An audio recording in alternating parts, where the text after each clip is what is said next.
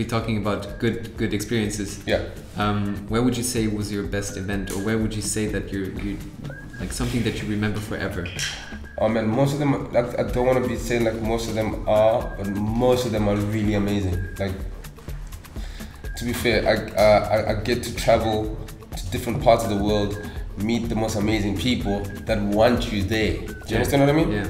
So they bring you over to a place. I mean, you could be in Mexico or in Rwanda, and people are excited to see you.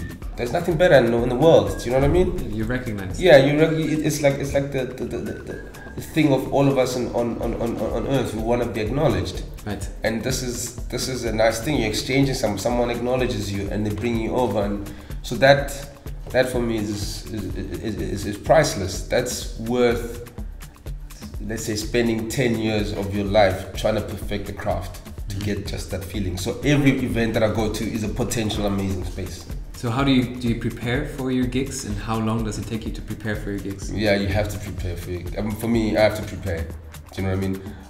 I don't always get around to it. Depends on but you have to prepare, because if I'm prepared, I have structure. I never used to think like that before. I used to think I can just I've got the music, you can put it together on the fly, and it works out. It does like that for the first gigs with your friends. If someone's paying for you to come over, you better be prepared, because you know what I mean. Like, it's definitely not gonna sound the way you prepared and the way you're not prepared is two different hemispheres. Was there an experience where you came to this conclusion? Yeah, definitely, man. There's been all the gigs that I've played unprepared have made me sweat more. All right. Do you know what I mean? Like, so if you see me having more fun, is when I'm prepared. If you see me sweating, I'm unprepared. Do you understand what I'm saying? So if I'm looking more fluid and I'm flowing and everything is looking fun and I'm like just chatting around, that's prepared. Right. Do you know what I mean? I'm confident. I know what's gonna happen. I know every corner. I know I've got a structure. Then you can like divert from the structure. It's fun. You have so much. You feel at ease. Do you know what I mean? You flow better. For sure. But then if you're unprepared and you think you can do it on the fly, one time it will work out. You think that's cool, but the next 100 times you'll die. Yeah. Do you know what I mean? I mean, you've seen it all the time. Go to an exam unprepared. I mean, come on.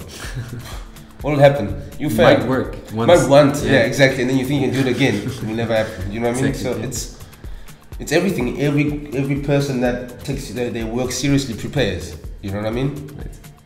But sometimes, Yeah, I get you. you just have to balance it. Maybe prepare 80% of the times, and sometimes you're allowed to have that leeway. Yeah, but not that you prepare and like, okay, you're not gonna look at the audience how they behave. You're just gonna play your set, and that's it. I mean, right? preparation depends on like different things. And what I mean preparation, I mean like listen to your music before, study the guys that are gonna play before you. I mean, for example, you're not gonna say you're doing an opening set and start banging your favorite bangers. Do you understand what I'm saying? Yeah. Like, it's trying to play like a main peak time set. Be prepared, understand your place, understand your slots. Be prepared, like you're not gonna come there wasted from a night before. That's preparation. Be mentally ready, do you know what I mean? To understand, like, okay, get your your invoice in time. Read your skit. That's preparation. Do you understand what I mean? It's more than just just putting your songs together. That's the last bit. Right. That part of the thing, that is like, that's your intuition, your craft. But all the other little things get your energy prepared. So if all those things are ready, you don't have to worry about that. You don't have your friend calling you in the middle of your set. I need a guest list. You understand what I'm saying? Yeah. Then it gets you off your stuff. Right. So that's, with all that stuff, you have to be prepared. So get your music ready, get your selection, get all these things. Know what time you're playing. Know who's playing before you. Know who plays after you. If you're prepared, everything flows nicely.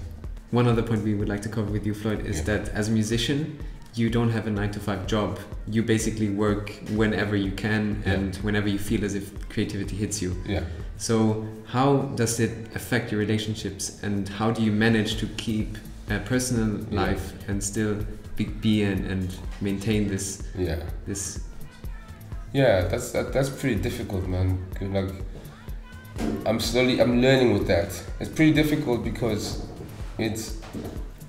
you have to maintain. There's a level of anxiety that you have to constantly maintain. Do you know what I mean? Because nobody's calling you up to tell you that, you know, they need something from you. It's up to you every single day. So you have to create a structure for yourself. Again, I used to think, you know, because you're a musician, you're a producer, you don't have to have some form of structure. In the beginning, that's why you did it, so that no one can tell you what to do. Right. I mean, you wake up whenever you want, you do. But you realize slowly but surely, in order to be productive, because that's what you want to do, you want to maximize your productiveness. So you actually have to use your time wisely. So you have to go back to being structured. Do you understand what I mean? So it doesn't matter what time. You can wake up at 12 in the afternoon, but you have to create your own rhythm. Right. So you have to go back to actually the stuff that you used to hate.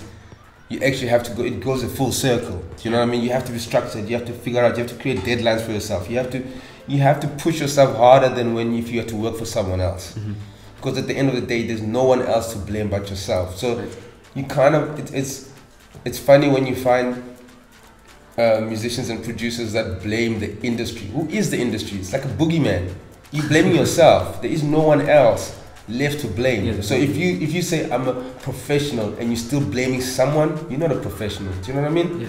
You just, you know, you need someone to tell you what to do. So a professional doesn't blame nobody. It's you. You're the one that has to make something happen. That's why you want to be. If you want to be an artist, you make it happen. Do you know what I mean? That's more than just creating a track or a song. You want the art life, it's the whole shebang. Do you know what I mean?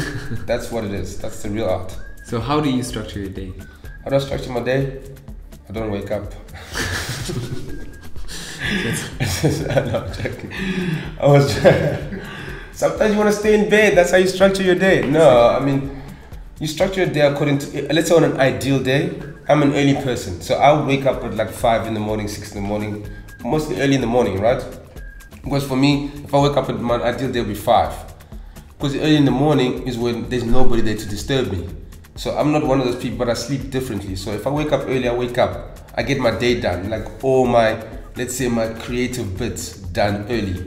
So by like 9 o'clock, I've already got like what, 5, 6, 7, 8, 9, 10. I've got 5 hours of work. I don't need more than 5 hours to be creative.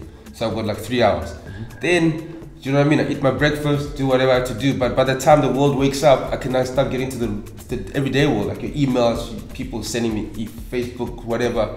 But I've already done it. Some people work at night. Yeah. Do you know what I mean? You have to find your quiet time. So that's basically what I'm trying to say. Find your quiet time. Because you cannot disconnect from the real world. You still have to be in tune with the real world. That's where the whole thing happens. Yeah. So you need to find how long do you need to create. So some people they think they have to create the whole day. I don't know. I find like, you know, you got 2 hours. Make it happen. If it doesn't happen, next day is gonna happen. But like, you know, unless you got the luxury of not having to do anything. And like nobody, like, you know, your mom is next door and she takes care of your life.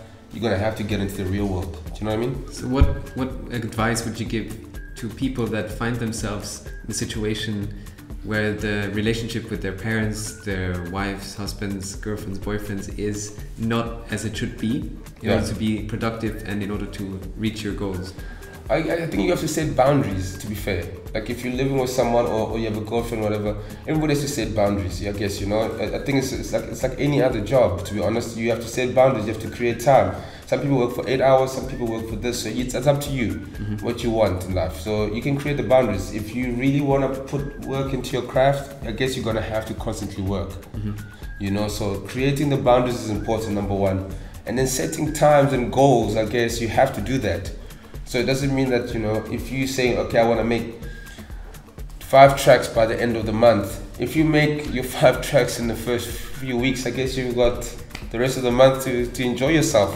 Right. Do you know what I mean? That's a very nice aspect. Yeah, so unless sometimes you divide it, you've got 1 track a week. So if you can get to it, then it's fine. Do you know what I mean? Or sometimes you might not make it, but just create the boundaries. I guess if you are clear with it, if you're honest with the boundaries to someone that you care about, they'll respect that. But they also need to see, the output. Do you know what I mean? Yeah. You can't say I'm an artist and then you haven't made 1 track in like 2 years. Do you know what I mean? That's clearly not someone that's not utilizing their time the best way.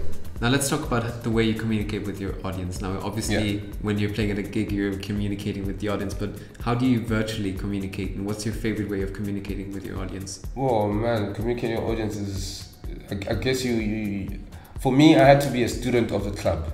I was like, I loved going out, loved dancing, loved going out from a very young age, and every single place, from the moment you walk into a club, when you speak to the bouncers, speak to the people, everything you do, it leads up to the moment you play.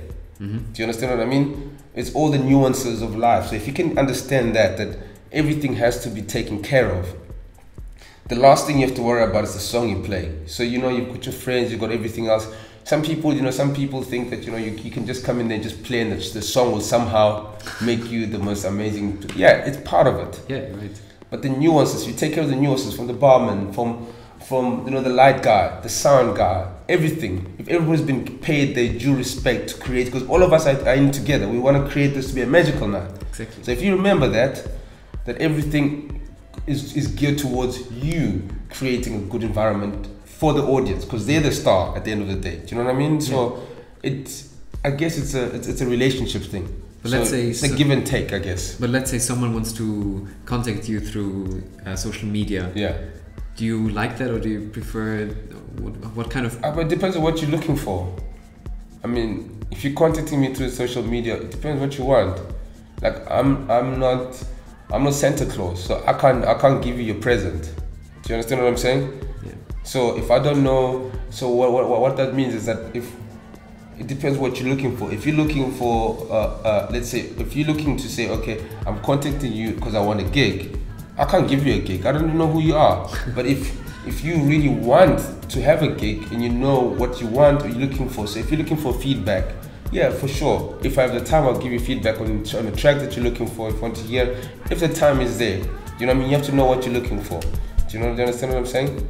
So, and also, it's important for people to structure your messages. To say, let's say for me, example, if I'm looking to write an email to a label that I like or someone that I like, I would write something according to cater to them, not just a spam email or a spam message, hoping for something. It never works, So you have to be able to pay attention to the person you wanna write the message to. So it's important for for young and up and coming to really take time. Someone can feel if you've taken the time to write the message, and also again, the person might not respond. So again, that's how it is. Doesn't mean that you have to be despondent. I've written 10,000 emails. And sometimes only one person writes back. Do you know what I mean? So the patience is also the game. Yeah. That's how it is. I think that's a very, very nice way to conclude this interview for today. Floyd, thank you so much for joining us. Thank you very much. Happy that you appreciate it. Yeah.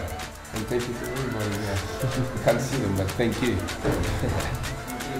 Don't touch.